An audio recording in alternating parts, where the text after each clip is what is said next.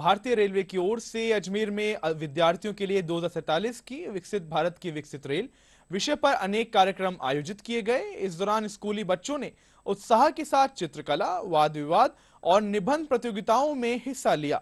प्रतियोगिताओं के विजेताओं को आज आयोजित होने वाले स्थानीय कार्यक्रम में सम्मानित किया जाएगा।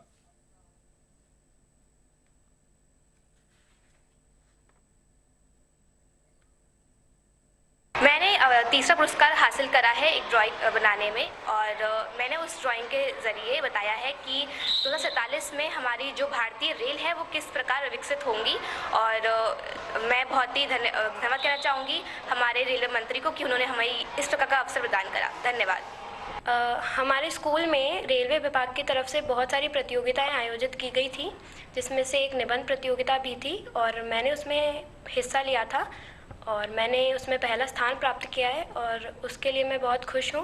पीएम मोदी जी ने 1275 रेलवे स्टेशंस को पॉइंट आउट किया है, जिसमें अजमेर में भी कुछ रेलवे स्टेशंस पॉइंट आउट किए गए हैं।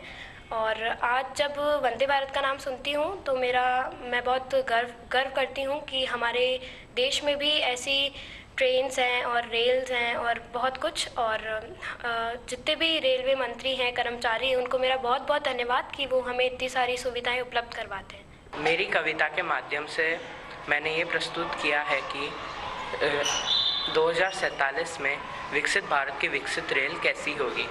मैं हमारे माननीय प्रधानमंत्री जी और रेल मंत्री जी को आभारी हूँ कि उन्होंने हमें यह अवसर प्रदान किया।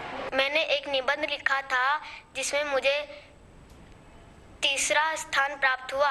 मैं प्राइम मिनिस्टर और रेल मंत्री को धन्यवाद कहता हूँ। मैंने एक प्रतियोगिता में भाग लिया था जिसमें मुझे दूसरा स्थान प्राप्त हुआ है। मुझे गर्व है अपने भारत पे कि उन्होंने ऐसा रेलवे स्टेशन बनाने की इच्छा रखी है।